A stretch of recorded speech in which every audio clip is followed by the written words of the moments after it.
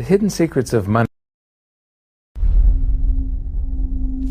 Your true wealth is your time and freedom. Money is just a tool for trading your time. It's a container to store your economic energy until you're ready to deploy it. But the whole world has been turned away from real money and has been fooled into using currency. A deceitful imposter that is silently stealing your two most valuable assets, your time and your freedom. Welcome to the rabbit hole. That shows you exactly how it's done, and it's basically the same as our episode 4. So here's a quick recap thanks to the ECB. Basically, the central bank and the Treasury swap IOUs. The central bank writes a check and the Treasury issues a Treasury bond, which is an IOU, and that creates currency, and then it gets, somebody is paid, it gets deposited into a bank account, and 1,000 marks, they would hold 10%. So right here, they're already telling you that his bank account is a lie. He deposited 1,000 in it. They only withhold 100 in case he wants some of that. And then they loan out 900, which then she buys something from this guy, he deposits the 900, they borrow 90% of that and leave just 10% on deposit for him, and the result is that it expands. Every 1,000 ends up creating 10,000, or every $1 creates $10. And they've got the result here. It's all sort of a voodoo hocus pocus scheme. One of the secrets in the history of the world. It's a secret that has huge effects for everyone who lives on this planet. Most people can feel deep down that something isn't quite right with the world economy, but few know what it is. Gone are the days where a family can survive on just one paycheck. Every day it seems things are more and more out of control, yet only 1 in a million understand why. You are about to discover the system that is ultimately responsible for most of the inequality in our world today. The powers that be do not want you to know about this, as this system is what has kept them at the top of the financial food chain for the last 100 years. Learning this will change your life because it'll change the choices that you make. If enough people learn it, it'll change the world because it'll change the system. They say that money doesn't grow on trees, but the truth is that the modern banking system creates currency far faster than trees can grow. Most people don't have a clue how currency is created. Economists and bankers make it sound so complex that people think they can't understand it. But I'm going to strip our monetary system down to its essence so that you can see the scam behind the curtain and just how it affects you. Every modern society creates currency in pretty much the same way. But since the US dollar is the majority of the world's currency, I'm going to use the United States as our example. It all starts when some politician says, "Vote for me and I'll make sure the government provides you more free stuff than my opponent will." But there's no such thing as a free lunch. So to provide that supposedly free stuff, the politicians vote for the country to spend more than its income. This is called deficit spending. To pay for that deficit spending, the Treasury borrows currency by issuing a bond. So what's a bond? If you think about it, a bond is really nothing but a glorified IOU. It's a pretty piece of paper with numbers printed on it that says, "Loan me $1 trillion today, and I promise over a 10-year period I'm going to pay you back that $1 trillion plus interest." But what you need to understand is that Treasury bonds are our national debt. These glorified IOUs are to be paid back by you and I and our descendants through future taxation. Therefore, when the government issues a bond, it steals prosperity out of the future so that it can spend it today. The Treasury then holds a bond auction, and the world's largest banks show up and compete to buy part of our national debt and make a profit on it by earning interest.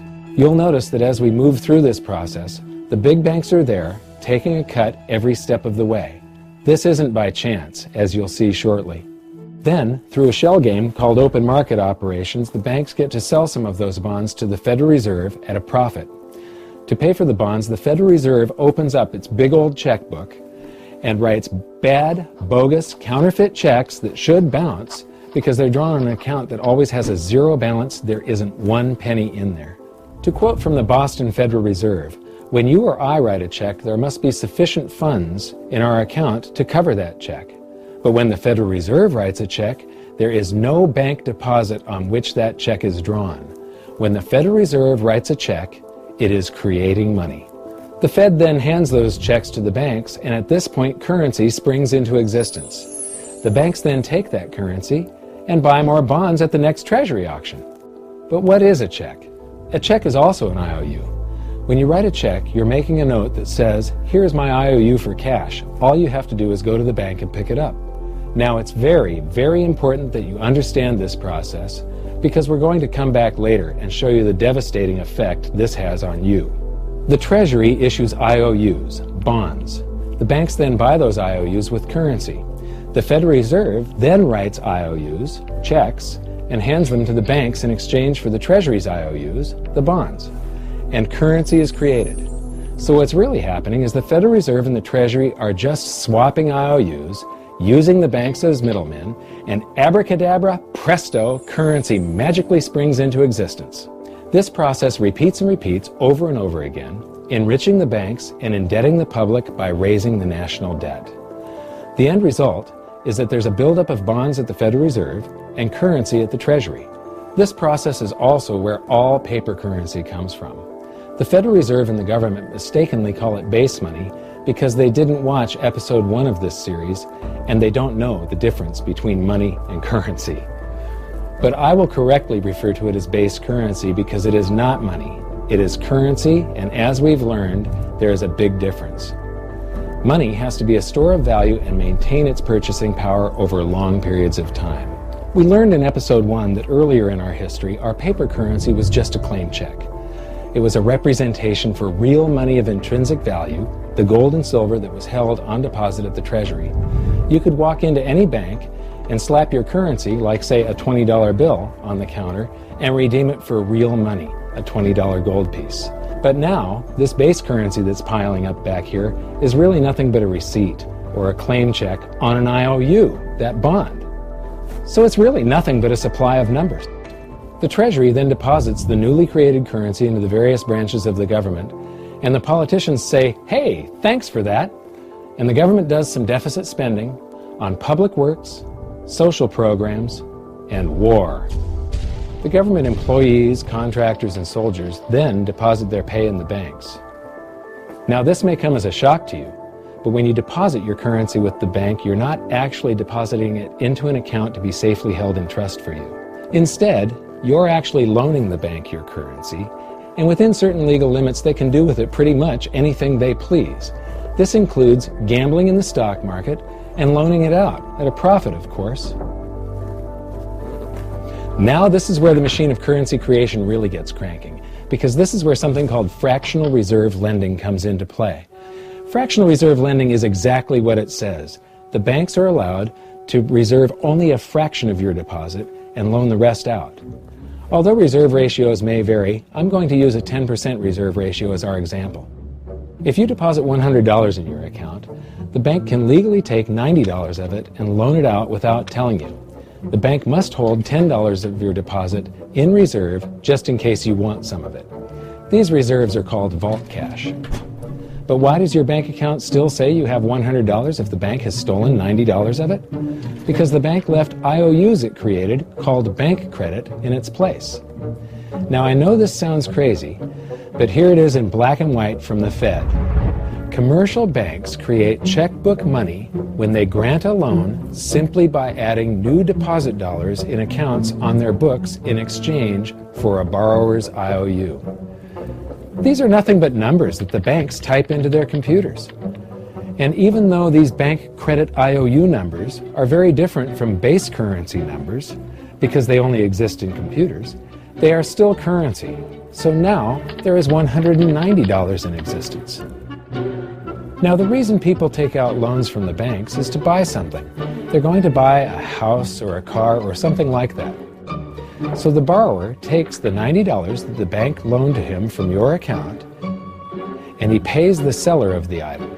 But then the seller deposits that currency into his account, and his bank loans out 90% of that and leaves bank credit numbers in its place. So now there's $271 in existence. This process repeats and repeats until under a 10% reserve ratio, an initial deposit of just $100 can create up to $1,000 of bank credit, all backed by $100 of vault cash, just 10%. But as I said, reserve ratios vary wildly.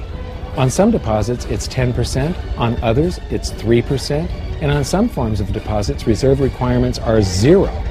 The result is that the expansion of the currency supply by the banks is far greater than even this example would lead you to believe.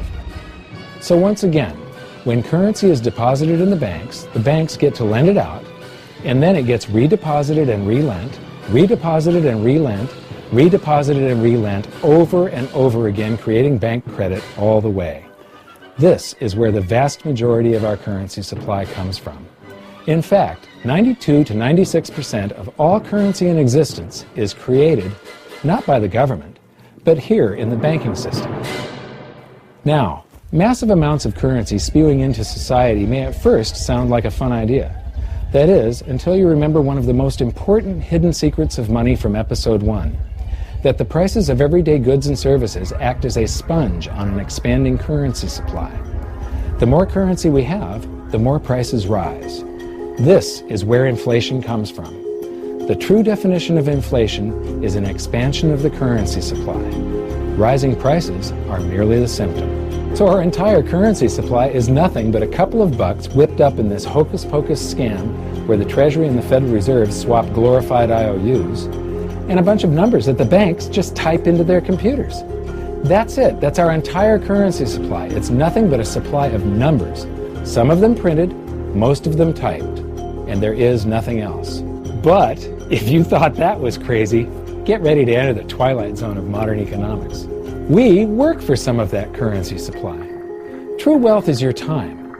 But we trade away moments of our lives, hour by hour, day by day, and year by year, for numbers that somebody printed on pieces of paper or just typed into a computer. Now those numbers represent our blood, sweat, tears, labor, ideas, and talent. We are what gives the currency its value. But here comes the really cruel joke. We work hard so that we can save some of that currency, so that we can pay the tax collector. In the United States, it's known as the IRS. They then turn it over to the Treasury so that the Treasury can pay the principal plus interest on that bond that the Federal Reserve bought with a check drawn on an account that has nothing in it. Now let's do a recap on this section, because this is where the system begins to rob you and I on a massive